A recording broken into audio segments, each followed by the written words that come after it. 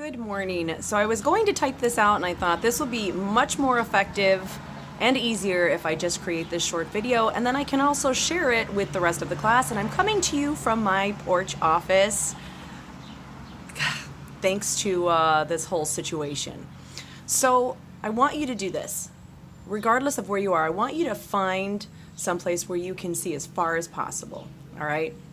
And maybe you are in your living room, or maybe you are outside in a field. So I want you to go outside, and I want you to find the furthest place that your eyes can see, and I want you to keep your eyes on that. Maybe it's a barn, maybe it's your television set, maybe it's a bedroom door, I don't know. Just find the furthest place where your eyes can see. I want you to stand up, and then I want you to walk.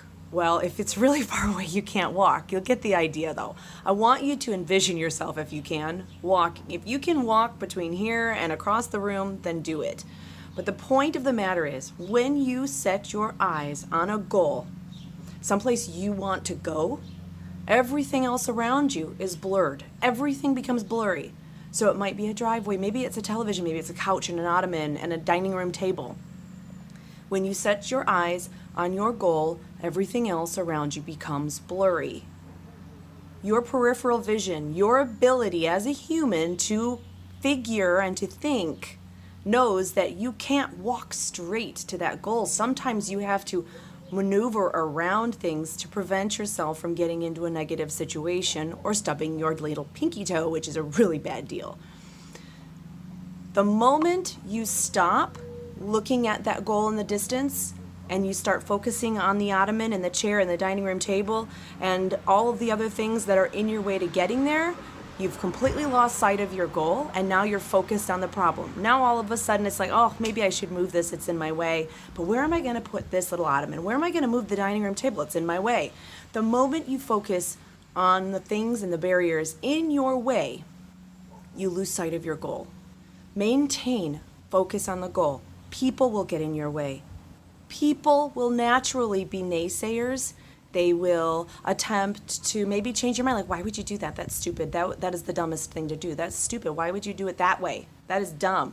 And they cause you to really question your own thinking abilities and your own knowledge. Now, it is good to accept people's input, because not only does it let them feel like they're doing something or they're needed, that they're putting in to what you are obtaining or trying to focus to obtain. But just as an individual, people will poo-poo things that you're trying to do. And sometimes maybe they have their, your best interest at heart. However, sometimes they don't. And you really need to have the self-confidence within yourself to know that, hey, you might have just told me I did that wrong, but I've been doing this a long time and I know I'm not wrong. And it's not a cockiness, and it's not an inability to accept input. It's confidence in knowing that this person may not understand how you're doing that, but you know from trial and error and experience that this is the right way. So that's where self-confidence comes in, is through practice, through trial and error. And being wrong every now and then, that helps you to build that confidence, because you know which avenues to doing something are wrong. You understand that, hey, I know doing it like that is bad. I've done it like that, and it doesn't work well. It helps you to trust yourself and to trust the paths and to trust what you are doing as a leader. And in doing those things wrong every now and then, you support and build this foundation of what you understand is the right way to do things. That is what it comes to be a leader. You become a leader, a dominant figure in the area that you are practicing and working in, and that you will end up teaching others about it. And you have to do that through trial and error, trusting yourself, building your self-confidence, and understanding that accepting people's input is great. However, you're not going to take your eyes off that prize, because you're going to have people going, wait, there's an ottoman in your way, stop. And you're going to go, no, I can see that ottoman. I know why it's there. I'm not moving it because somebody's going to get mad if they can't put their feet up. I'm just going to walk myself around it. I'm going to keep my eyes on the prize. And that's how you stay focused on your goals. External input, they'll always be there. People and situations will always be there. You need to figure out your internal and external motivators as to why are you walking across this field? Why are you getting up to go to that room? Because that's the bathroom and I have to pee. But all of this clutter is in the way. How are you going to get there? I'm going to focus on the door and I'm going to ignore everything else around me while I go to the bathroom.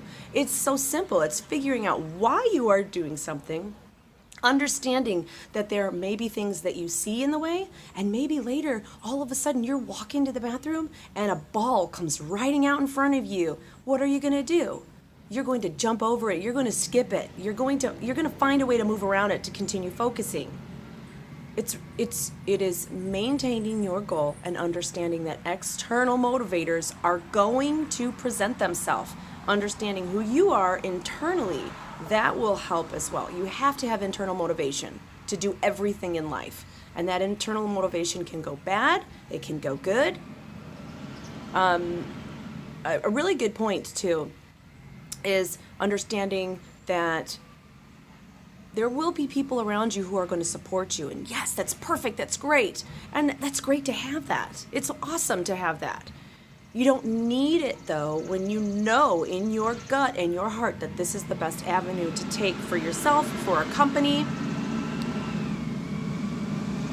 And so then you just basically realize that I am the internal motivating factor here. I understand and trust where I am going.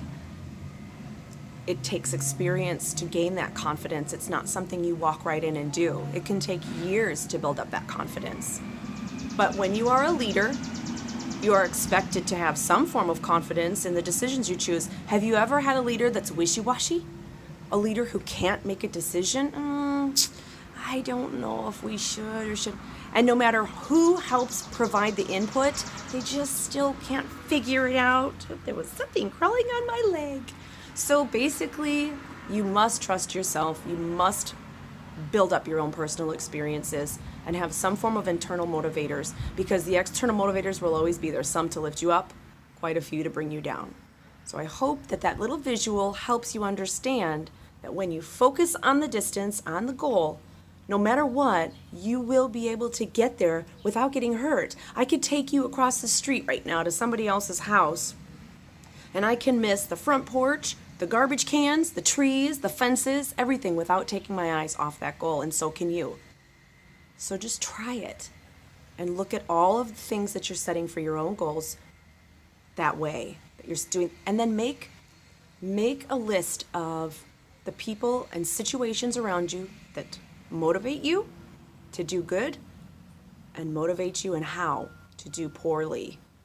And then find a way, you don't have to be rude about it, but find a way to kind of exclude those people and situations from your decision-making processes. Because what you want is to draw to you those with like minds who are really set to succeed.